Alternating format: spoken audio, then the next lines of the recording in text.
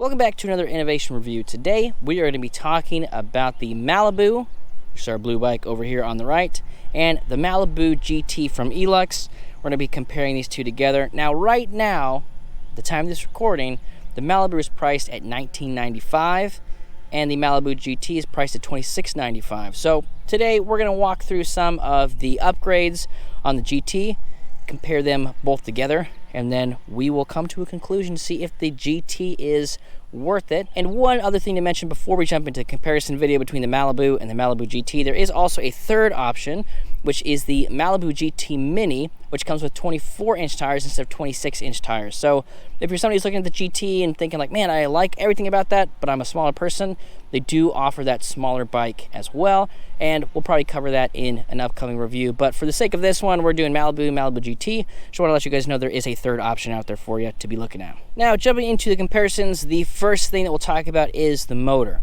So you are spending more on the GT. You'd expect it to have a more powerful motor, and it does. So back here, we've got a Dapu 750 watt rear hub motor, which peaks at about 1375, 1400 watts here.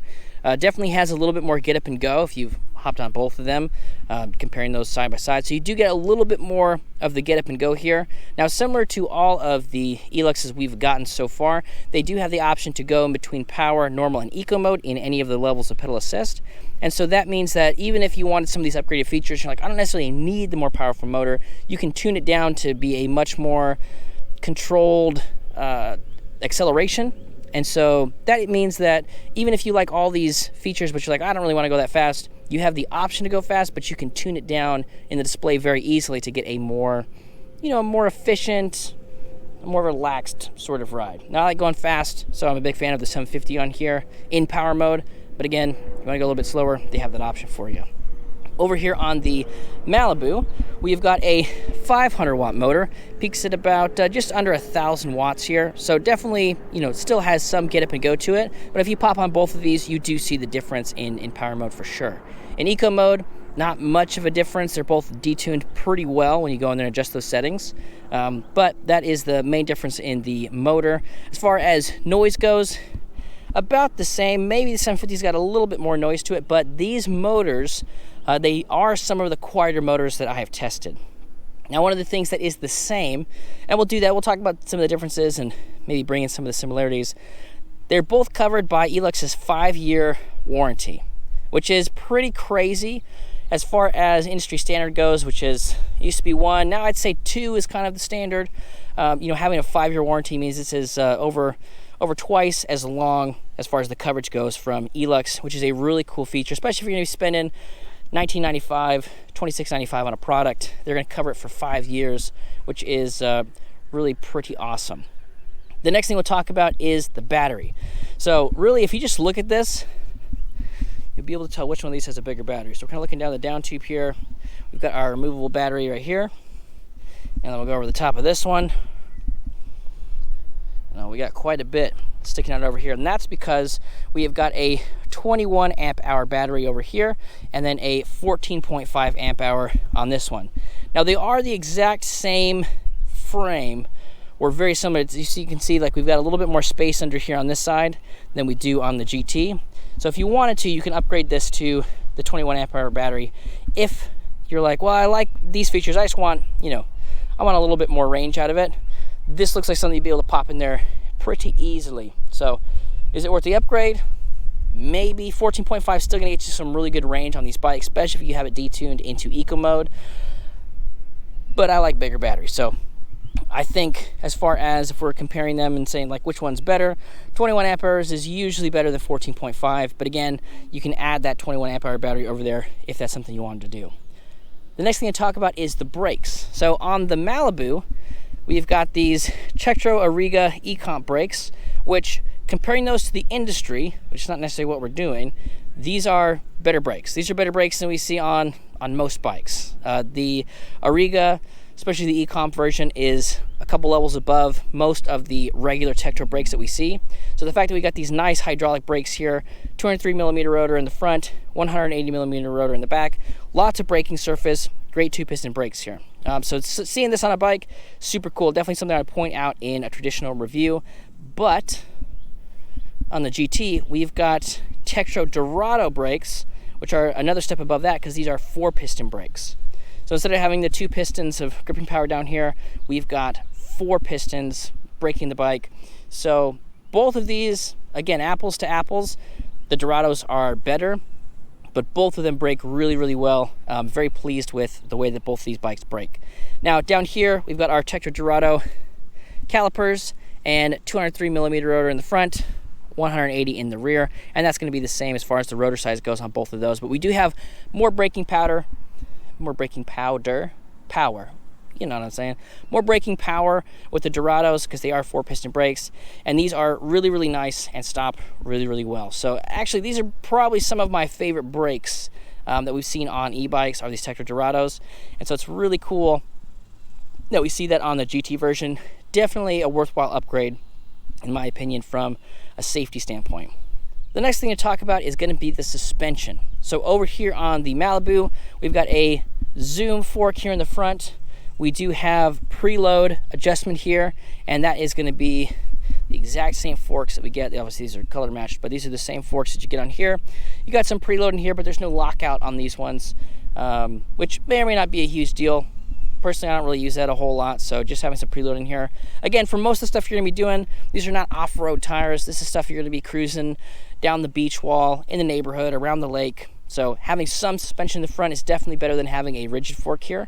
But it is the same across both of those. Where we get into a difference when we talk about suspension is going to be in the seat post suspension. So here, there's no seat post suspension.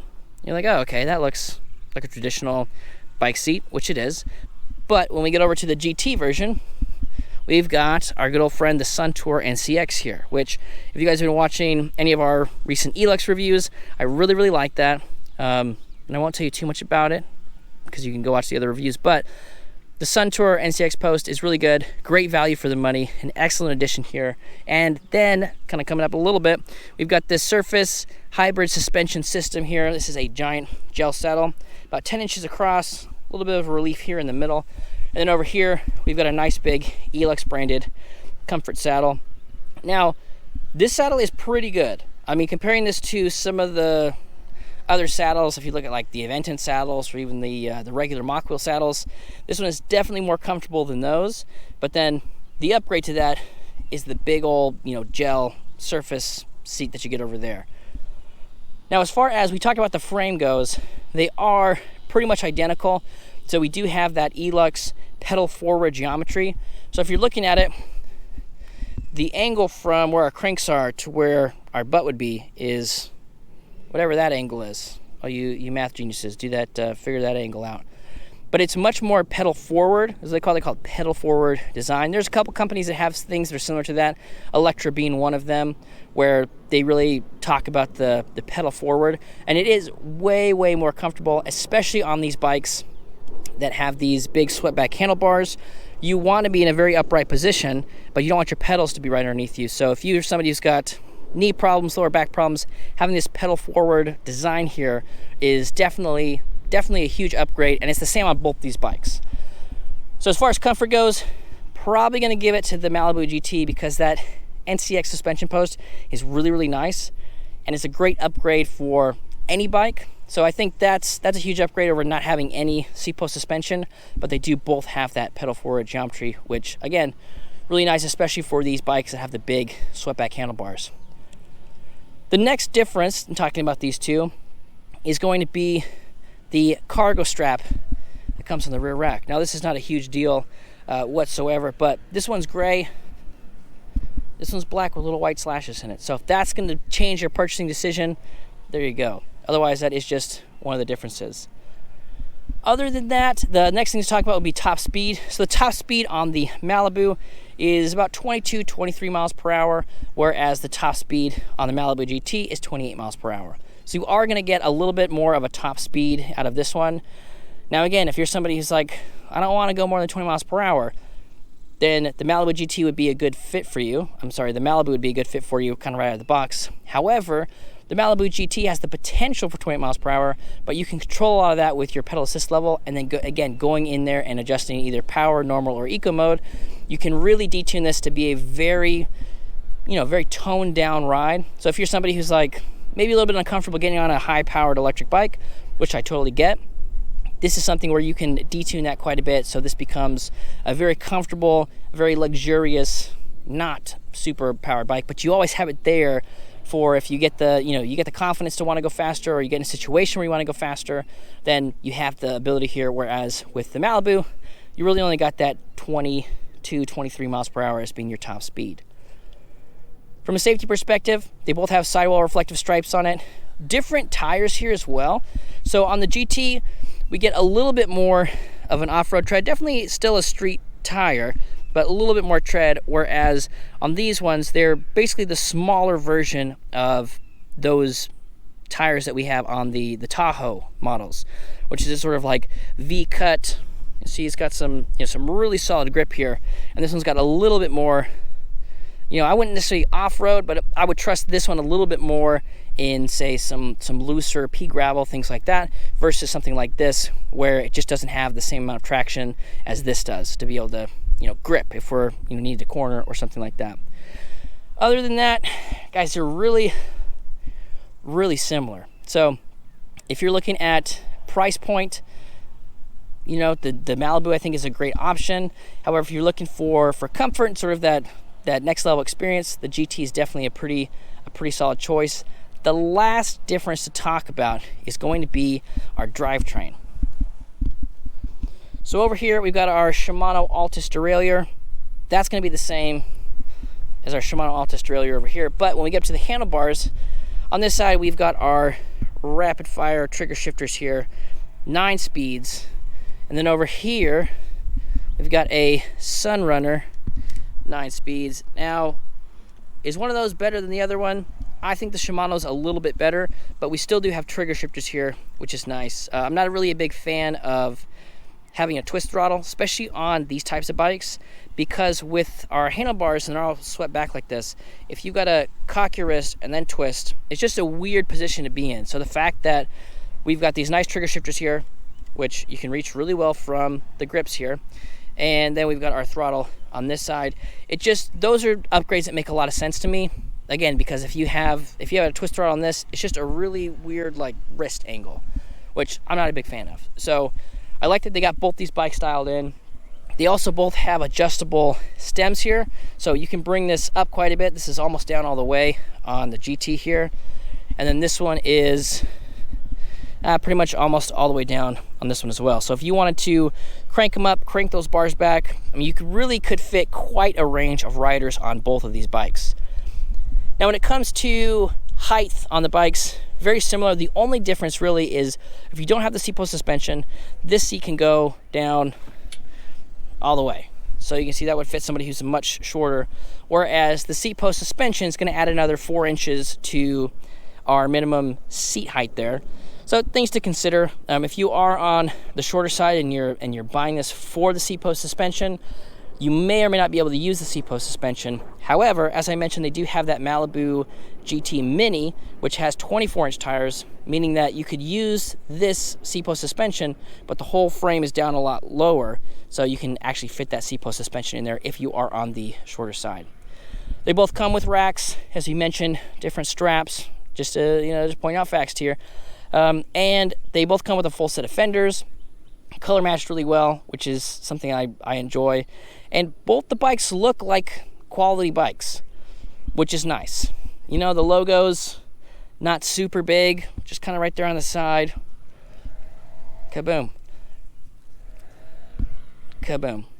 And that's how I end comparison reviews. I just say kaboom and I point at both the bikes. So just to let you know, that is the end of it. We are going to do some ride comparisons, but mainly we're just going to talk about the top speed here. So when we are riding the Malibu GT, we do get a higher top speed, as you can see in this video overlay, which I'm overlaying right now.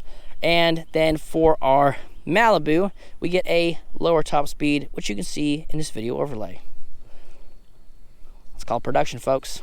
It's called production. And last, but certainly not least, let's pull out the tape measure and do some measurements here and see how they stack up. Now, we're really only going to measure 3 things because everything else is pretty much the same. And that's going to be our step over height, our minimal seat height, and then our total width on these bad boys. So let's go ahead and start out with standover height.